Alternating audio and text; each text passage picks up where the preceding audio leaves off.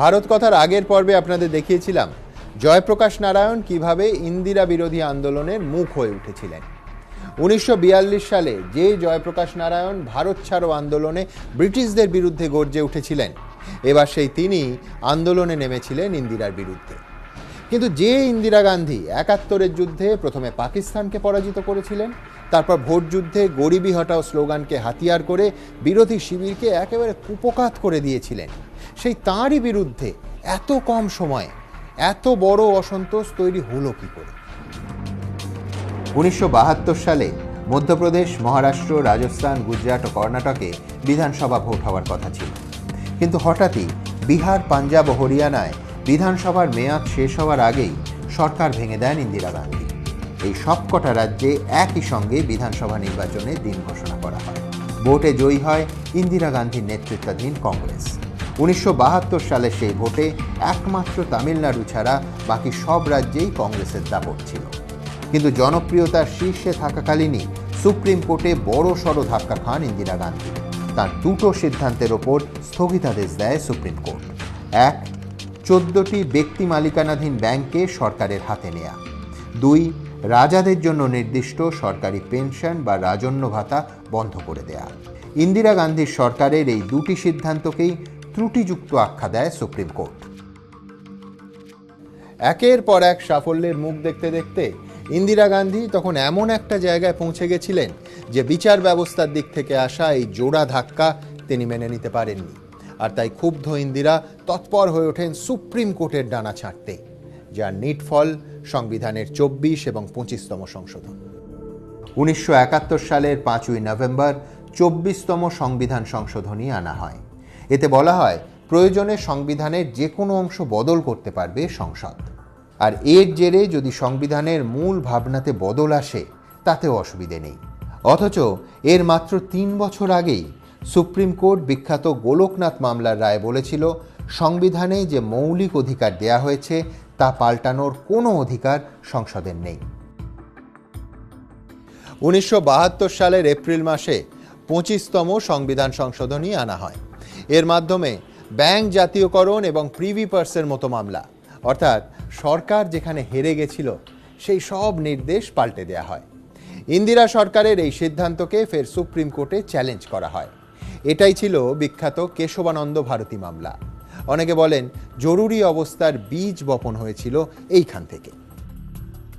Supreme কোর্টের ইতিহাসে সেই প্রথম এবং শেষবার 13 জন বিচারপতির বেঞ্চ মামলার শুনানি করে। 1973 সালের 24শে এপ্রিল 7-6 ফলাফলে মামলার নিষ্পত্তি হয়।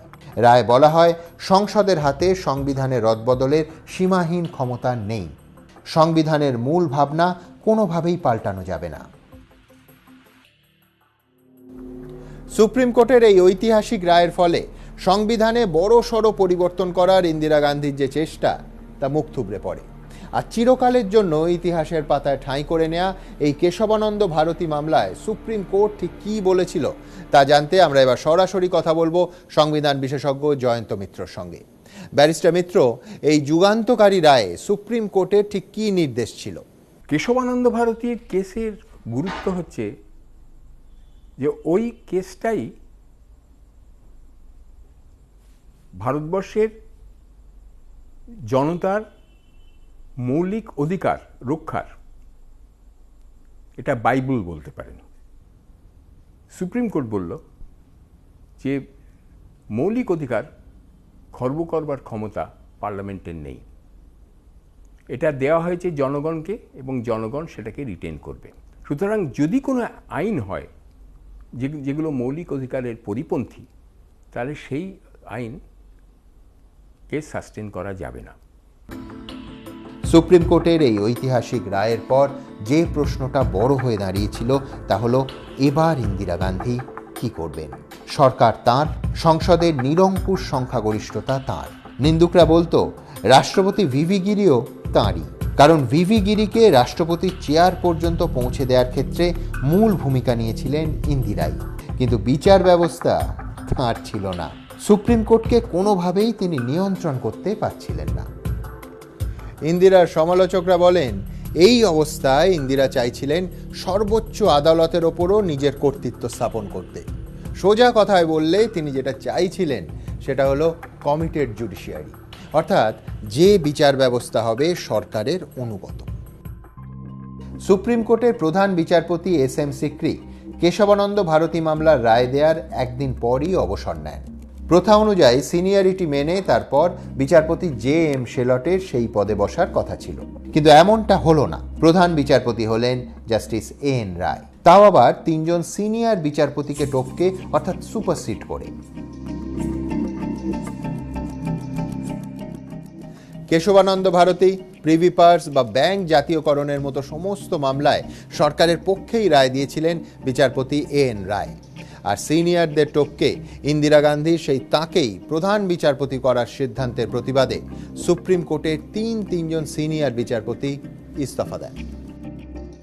আর এইখান থেকেই ইন্দিরা গান্ধীর সঙ্গে জয়প্রকাশ নারায়ণের বিরোধের সূত্রপাত। ইন্দিরার সিদ্ধান্ত আর মুখ বুজে মেনে নিতে পারছিলেন না জেপি। বিচারপতিদের নিয়োগ সংক্রান্ত বিষয়ে ইন্দিরা গান্ধীর সরকারের সিদ্ধান্তের তীব্র বিরোধিতা শুরু করেন তিনি। 1942-এর ভারত ছাড়ো আন্দোলনে বড় ভূমিকা নিয়েছিলেন জয়প্রকাশ নারায়ণ। দেশ স্বাধীন হওয়ার পর ক্ষমতা দখলের রাজনীতিতে না নেমে সমাজ পাল্টানোর স্বপ্ন দেখা জেপি ভূদান আন্দোলনের মতো সামাজিক কর্মসূচির সঙ্গে জড়িয়ে পড়েন। সমাজতন্ত্রী ভাবধারার প্রতি তাঁর আজীবন আনুগত্য দেশে বিদেশে জেপিকে ভীষণ পরিচিত মুখ করে তুলেছিল। কিন্তু শারীরিক অবস্থা ভালো না থাকায় এবং স্ত্রীর আচমকা মৃত্যুতে শোকাহত জয়প্রকাশ নারায়ণ 1973 সালের মধ্যেই তার গ্রাম বিহারের সীতাবদিয়ারায় ফিরে যান। তবে প্রধান বিচারপতি নিয়োগে ইন্দিরা গান্ধী সরকারের স্বেচ্ছাচারী সিদ্ধান্ত তাকে প্রবলভাবে নাড়া দেয়। ক্ষুব্ধ জেপি তার প্রিয় ইন্দুর এই সিদ্ধান্তের কড়া সমালোচনা করে, কিন্তু তারপরও ইন্দিরা নিজের সিদ্ধান্তে অনড় থাকায় দেশের সমস্ত সাংসদকে খোলা চিঠি দেন জয়প্রকাশ नारायण। सीधी बात यह है कि भारत के चीफ जस्टिस की नियुक्ति अगर पूरी तरह से प्रधानमंत्री के हाथों में होगी, जैसा कि अभी है, तो इसका मतलब ये होगा कि हमारी सर्वोच्च न्यायिक संस्था सरकार के हाथों की कठपुतली होगी।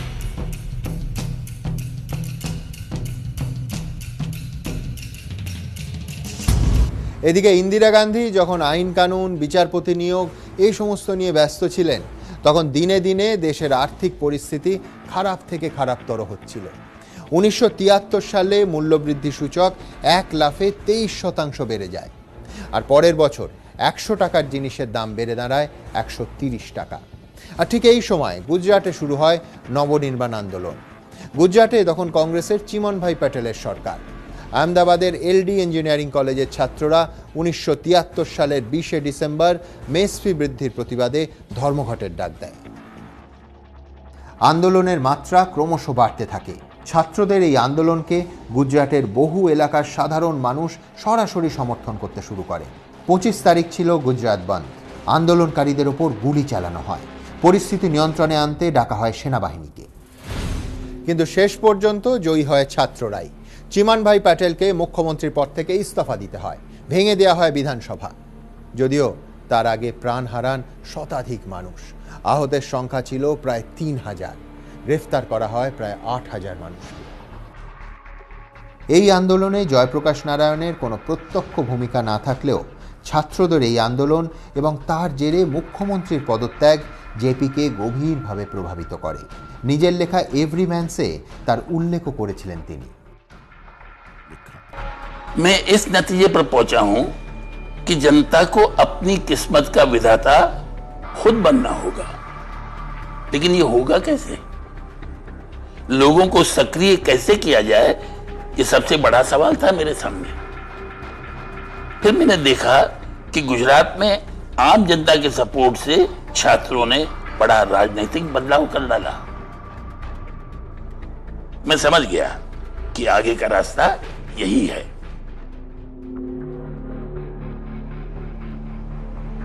গুজরাতের এই ঘটনার রেশ কাটতে না কাটতেই বিহারেও শুরু হয় ছাত্র আন্দোলন। 1974 সালের 18ই মার্চ সেখানে ছাত্রদের সঙ্গে পুলিশের একেবারে খণ্ডযুদ্ধ বেঁধে যায়। সেই সময় ছাত্র আন্দোলনের অন্যতম প্রধান মুখ কে ছিলেন জানেন? লালু প্রসাদ যাদব। তখন তার বয়স মাত্র 26। पटना जलाने का सारे कंस्पिरेसी हमारे ऊपर सारे मुकदमे हुए कोतवाली थाना में, और हम लोग जेल में, हम लोग को जेल में बंद कर दिया गया, बांकीपुर जेल में, बच्चों को, नौजवानों को, सारे लोगों को। फिर हम लोगों ने देखा कि भाई हम जेल में बन गए, मार्गदर्शन कौन करेगा, देखेगा कौन चीज, बातों को सुनेगा, कोई वजनदार आदमी हो, निष्पक्ष और निर्दलीय विचारधारा होना चाहिए। पार्टियां आएगी तो बातें बिखर जाएगी, इसलिए आरोप प्रत्यारोप की पार्टी वाले कर रहे हैं। तो जयप्रकाश जी से अप्रोच किया गया, उन्होंने कहा कि हिंसा, ईंटा मारना, ढेला मारना, ये आप लोग बंद करो। বিহারে আব্দুল গফুর সরকারকে বরখাস্ত করার দাবিতে সরব হয় ছাত্ররা। তাদের আন্দোলনের গতি প্রকৃতি এবং সরকারের অসংবেদনশীল মনোভাব দুটোই বিচলিত করেছিল জয়প্রকাশ নারায়ণকে। देखिए, मैंने पहले भी कहा है कि लूट और आगजनी से क्रांति नहीं आती, बदलाव नहीं आता। छात्रों को लोगों के साथ मिलकर बदलाव के लिए काम करना होगा, ना कि लोगों के खिलाफ जाकर। बिहार छात्र संघर्ष समिति अब्दुल गफूर की सरकार को हटाने की मांग कर रहे हैं, क्या आप इसके पक्ष में हैं? जहां तक मैं जानता हूं, बिहार के मुख्यमंत्री अब्दुल गफूर जी एक ऐसे व्यक्ति हैं जिन्हें कुर्सी का ज्यादा मोह नहीं है। तो मेरी उनसे दोस्ताना सलाह है कि वे राज्य के एवं स्वयं के हित में इस्तीफा दे दें, और इस मामले में उन्हें अपने अंतरात्मा के अलावा किसी और के सलाह की जरूरत नहीं है। 1974 সালে 30শে মার্চ আস্তে আস্তে একটা বিষয় একেবারে স্পষ্ট হয়ে গেছিল। বিহারে কংগ্রেস সরকারের বিরুদ্ধে আন্দোলনে নেতৃত্ব দেবেন জয়প্রকাশ নারায়ণ। मैंने इस दिन के लिए आजादी की लड़ाई नहीं लड़ी थी। मैं बिहार सरकार के तौर तरीकों की घोर निंदा करता हूं। अब मैं छात्रों और आम जनता के आंदोलन का नेतृत्व करूंगा। পাল্টা একদা তার বাবার অত্যন্ত ঘনিষ্ঠ জেপির বিরুদ্ধে ঝাঁঝালো বাক্যবাণ শানাতে শুরু করেন ইন্দিরা গান্ধী। আক্রমণ নেমে আসে একেবারে ব্যক্তিগত পর্যায়ে। एक ऐसा जना जो पैसे वालों से मदद लेता है, उनके साथ रहता है, संपर्क में रहता है, वो भ्रष्टाचार और करप्शन के बारे में कैसे बात कर सकता है?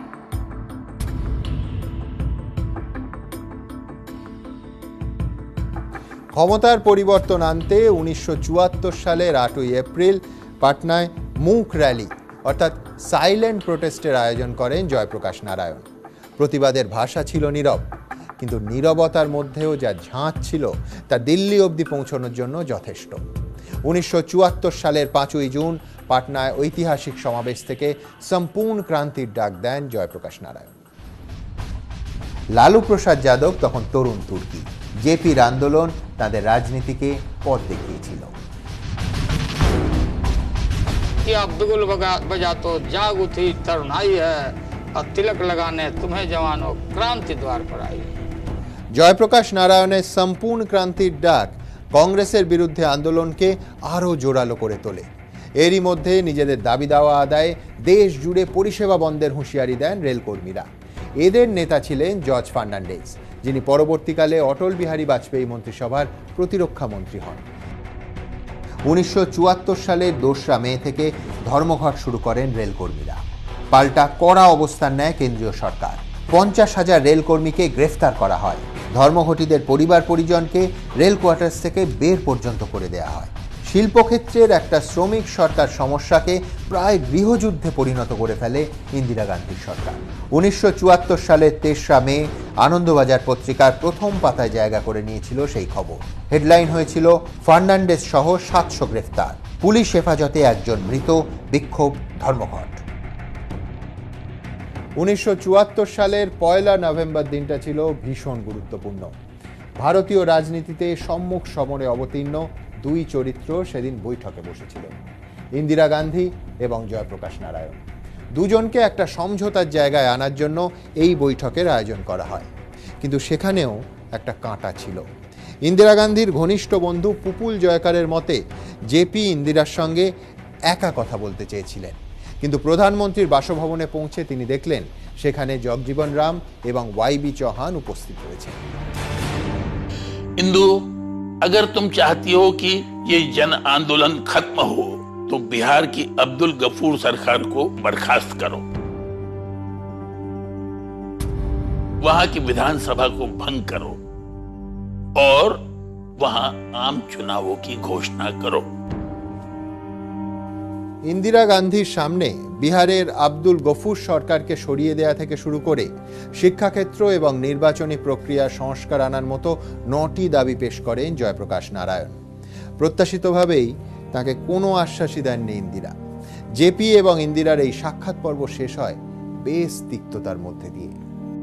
बिहार की सरकार को जनता ने चुना है और उसे मैं किस हैसियत से हटा सकती हूँ? জেপি এবং ইন্দিরার মধ্যে তিক্ততার খবর ক্রমশ বাইরে ছড়িয়ে পড়ছিল। দিল্লির রামলীলা ময়দানে ভাষণ দিতে গিয়ে এ নিয়ে মুখ খোলেন স্বয়ং প্রধানমন্ত্রী ইন্দিরা গান্ধী। बिहार की सरकार बर्खास्त नहीं होगी, उसकी बर्खास्तगी से पहले मैं इस्तीफा दे दूंगी। अगर मैं और मेरी सरकार इतनी बुरी है तो अगले चुनाव का इंतजार करिए और हरा कर दिखाइए। জয়প্রকাশ নারায়ণকে খোলা চ্যালেঞ্জ ছুঁড়ে দিয়েছিলেন ইন্দিরা, আর সেই জবাব তাকে দিতেই হতো। এরই মধ্যে জেপি দিল্লি থেকে পাটনায় ফেরেন। তারপর 4 নভেম্বর পাটনায় মন্ত্রীদের বাসভবন ঘেরাও এবং বিক্ষোভ কর্মসূচিতে অংশ নেয়। বিহার সরকার সমস্ত শক্তি দিয়ে এই আন্দোলন দমনের চেষ্টা করে। বেশ কিছু জায়গায় লাঠিচার্জ করা হয়, কাঁদানে গ্যাস ছোড়া হয়। স্বাধীনতা সংগ্রামের সময় পরাধীন ভারতে ব্রিটিশ পুলিশের লাঠির ঘা সহ্য করতে হয়েছিল জয়প্রকাশ নারায়ণকে। এবার স্বাধীন ভারতে সেই তাঁরই পিঠে পড়ল পুলিশের লাঠি। জয়প্রকাশ আহত হলেন ঠিকই, কিন্তু দমে গেলেন না, বরং আরও তেড়ে ফুড়ে দিন 15 মধ্যেই পাটনায় একটা সমাবেশ করেন জেপি। সেদিন তিনি ঠিক কি বলেছিলেন তার কণ্ঠেই শুনুন সেই ঐতিহাসিক ভাষণ। गांधी जी सत्ता की कुर्सी पर नहीं बैठे, गांधी जी न राष्ट्रपति हुए न प्रधानमंत्री हुए, उसी प्रकार से देश की खिदमत और सेवा में लगे रहना चाहते थे। कांग्रेस को भी लोक सेवकों की जमात बनाना चाहते थे। आज इन लोगों को अधिकार है, शर्म नहीं आती है गांधी का नाम लेने का इन लोगों। দেশের রাজনীতি তখন ঘুরপাক খাচ্ছিল দুজনকে কেন্দ্র করে, একজন ইন্দিরা গান্ধী, আরেকজন জয়প্রকাশ নারায়ণ। তবে পরিস্থিতি খুব তাড়াতাড়ি পাল্টে যায়, আর এই সমীকরণে জড়িয়ে পড়ে আদালতও। আসলে অনেকেই মনে করেন জরুরি অবস্থা জারির নেপথ্যে অন্যতম কারণ ছিল আদালতের একটা রায়। 1971 সালের লোকসভা নির্বাচনে ইন্দিরা গান্ধী 1 লক্ষেরও বেশি ভোটের ব্যবধানে জিতেছিলেন। রায়বরেলি কেন্দ্রে ইন্দিরা যাকে হারিয়েছিলেন সেই রাজনারায়ণ এলাহাবাদ হাইকোর্টে ভোটের ফলাফলকে চ্যালেঞ্জ করে মামলা করেন। তার আইনজীবী ছিলেন শান্তিভূষণ। इंदिरा गांधी ने अपना चुनाव जीतने के लिए गैर कानूनी तरीकों का इस्तेमाल किया है। जो रिप्रेजेंटेशन ऑफ पीपल एक्ट उन चीज़ों को करप्ट प्रैक्टिस करते हैं। जैसे कि यशपाल कपूर जो इनके सचिव थे और इन्होंने कहते हैं बाद में इस्तीफा दिया, तो वो गजटेड ऑफिसर थे सरकार के और वो काम नहीं कर सकते थे किसी कैंडिडेट के लिए, तो उन्होंने इस्तीफा देने से पहले ही इनके लिए काम करना शुरू कर दिया। এই মামলা শুনেছিলেন বিচারপতি জগমোহন লাল সিনহা, যিনি বেশ কড়া ধাতের বিচারপতি হিসেবেই পরিচিত ছিলেন। কিন্তু প্রশ্ন ছিল শেষ পর্যন্ত তিনি কি প্রধানমন্ত্রীর বিরুদ্ধে কোনো সিদ্ধান্ত নিতে পারবেন? देखो, जिस वक्त प्रधानमंत्री इंदिरा गांधी अंदर आए उस वक्त कोई भी सुरक्षाकर्मी, चाहे वो सुरक्षा के लिए तैनात हो, उपस्थित नहीं होना चाहिए। अदालत में जब प्रधानमंत्री प्रवेश करें तो कोई भी व्यक्ति खड़े होकर उनका स्वागत नहीं करेगा। বিচারপতি জগমোহন লাল সিনহার নির্দেশে স্বাধীন ভারতে প্রথমবার কোনো প্রধানমন্ত্রী আদালতে হাজির হন। তারিখটা ছিল 1975 সালের 18 মার্চ। আদালতে ইন্দিরা গান্ধীকে প্রায় 5 ঘন্টা ধরে বিভিন্ন প্রশ্নের উত্তর দিতে হয়। ইন্দিরা এবং তার সমর্থকদের সন্দেহ হয়েছিল যে এলাহাবাদ হাইকোর্টের রায় তাদের বিপক্ষে যেতে পারে। এই রকম একটা অবস্থার মধ্যে হঠাৎই একদিন ইন্দিরার মামলার বিচারপতি জগমোহন লাল সিনহার বাড়িতে পৌঁছন এলাহাবাদ হাইকোর্টের তৎকালীন প্রধান বিচারপতি DS মাথুর। देखिए, मैं आपसे एक बात करने के लिए आया था। आपका नाम सुप्रीम कोर्ट के जज के लिए कंसीडर किया जा रहा है और जैसे ही आप राजनारायण वाले मामले में फैसला सुना देंगे, आपकी सुप्रीम कोर्ट में नियुक्ति की घोषणा कर दी जाएगी।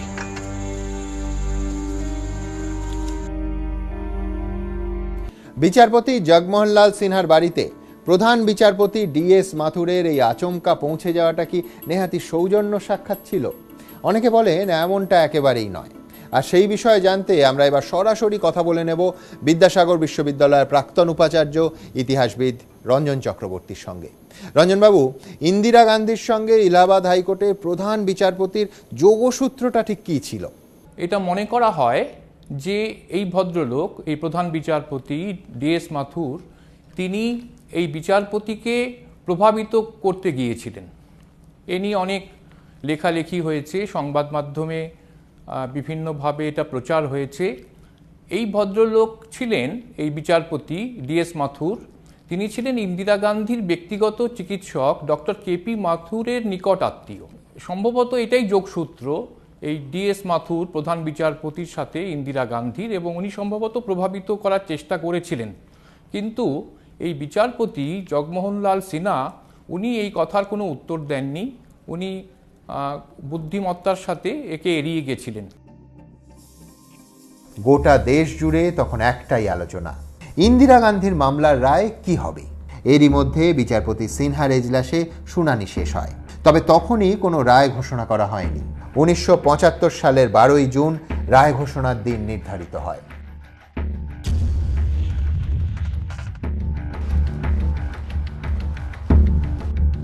I shall read out only my findings on the various issues involved in the case.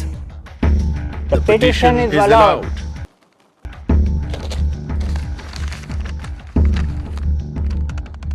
Oh no!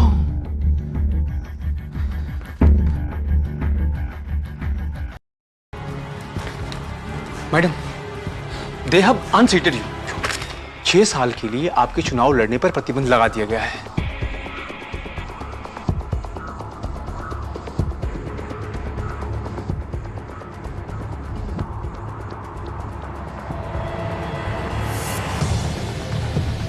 হাইকোর্টের বিচারপতি প্রধানমন্ত্রীর বিরুদ্ধে রায় দেবেন, এটা তখন কেউ ভাবতেও পারেননি, কিন্তু শেষ পর্যন্ত তাই হয়।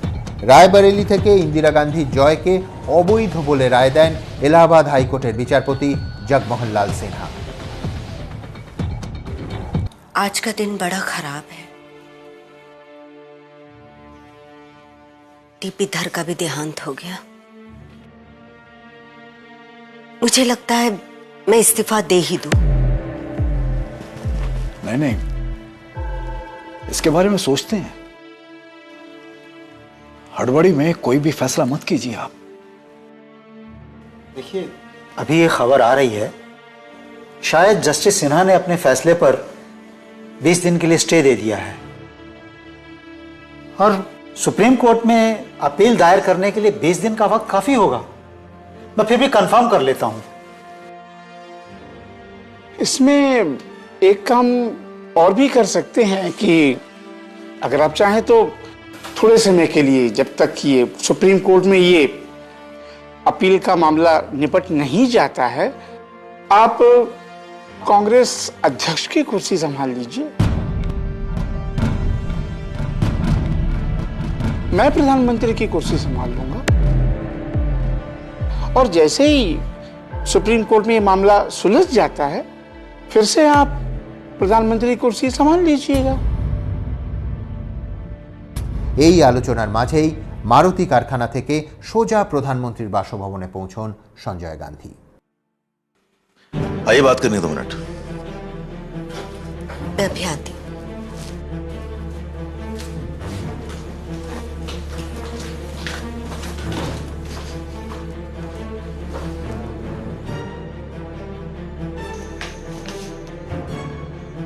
क्या सुन रहा हूं मैं? आप इस्तीफा देने की बात कर रही हैं? आप हरगिज़ ऐसा नहीं करेंगे। डी.के. बरुआ जैसे लोगों को जानती नहीं है आप? एक बार प्रधानमंत्री बनेगा, जिंदगी भर कुर्सी छोड़ेगा नहीं, और अंदर से सभी नेताओं का यही हाल। दिखाते होंगे आपके सामने खड़े खड़े लॉयल्टी, लेकिन अंदर से सब अपने चांस के बारे में सोच रहे हैं। आपके इस्तीफा देने का सवाल ही नहीं। সঞ্জয় যা বলেছিলেন ইন্দিরা ঠিক সেটাই করেন। তিনি প্রধানমন্ত্রীর পদ থেকে ইস্তফা দেননি, যা এলাহাবাদ হাইকোর্টের রায়ের বিরোধিতারই নামান্তর ছিল। মামলা পৌঁছয় সুপ্রিম কোর্টে। সর্বোচ্চ আদালতে তখন ছুটি চলছিল। ভ্যাকেশন জাজ VR কৃষ্ণ আইয়ারের এজলাসে শুনানি হয়। 24শে জুন জরুরি অবস্থা জারির একদিন আগে বিচারপতি আইয়ার রায় ঘোষণা করেন। 1975 সালের 25শে জুন আনন্দবাজার পত্রিকার প্রথম পাতার বাঁ দিকে 5 কলাম জুড়ে হেডলাইন হয়েছিল, প্রধানমন্ত্রী সংসদ সদস্য থাকছেন, রইল না ভোটাধিকার। স্বাধীন ভারতের ইতিহাসে সেই প্রথমবার কোনো প্রধানমন্ত্রীর নির্বাচনী জয়কে অবৈধ আখ্যা দিয়েছিল আদালত। আর একটি নয়, পরপর দুদিন দুটি ঐতিহাসিক ঘটনা ঘটেছিল 1975 সালে। 24শে জুন যেই ইন্দিরা গান্ধী বুঝে গেলেন সুপ্রিম কোর্ট থেকে তিনি বড়সড় কোনো স্বস্তি পাবেন না, অমনি পরের দিন ভারতীয় গণতন্ত্রের পায়ে বেরি পড়ানোর চরম সিদ্ধান্তটা নিয়েই ফেললেন। জারি হলো জরুরি অবস্থা। রাতারাতি হাজার হাজার বিরোধী নেতা গ্রেফতার। সংবাদপত্রের ওপর নেমে এলো সেন্সরশিপ। আর 21 মাসের সেই ভয়ঙ্কর অধ্যায়ের বিস্তারিত গল্প আপনাদের শোনাবো ভারত কথার পরের পর্বে। জেপির কথা শুনতে সেদিন রামলীলা ময়দানে এসেছিলেন প্রায় 5 লক্ষ মানুষ। सिंहासन खाली करो। लेकिन जो हुक्म ऐसा हो, अनैतिक हो, उस हुक्म को हरगिज मत मानो। शांति और आर्थिक स्थिति को घोर खतरा। কাদের কাদের গ্রেফতার করা হবে, বাড়িতে বসে সেই তালিকা তৈরি করেছিলেন সঞ্জয় গান্ধী। ये क्रांति होगी, ये सारा संघर्ष होगा। ইন্দিরা বিরোধী গান্ধীবাদী এই নেতার গ্রেফতারি প্রস্তুতি তখন একেবারে সম্পূর্ণ, তাও আবার গান্ধীর নামাঙ্কিত শান্তি প্রতিষ্ঠানে। विनाशकाले विपरीत बुद्धि। বিরোধীদের যে কোনো সময় গ্রেফতার করতে পারত সরকার। গ্রেফতারের পর কোনো আইনি অধিকারও মিলত না, কোনো অ্যাপিল করা যেত না, কোনো শুনানি হতো না। अगर फैमिली प्लानिंग का विरोध करता है तो वो लीडर नहीं है। সঞ্জয় গান্ধীর এই 5 দফা পরিকল্পনা কতটা দরকারি ছিল তা নিয়ে আজও বিতর্ক হয়। 2 हफ्ते में सिर्फ 6 लाख नसबंदी कर रहे हैं आप।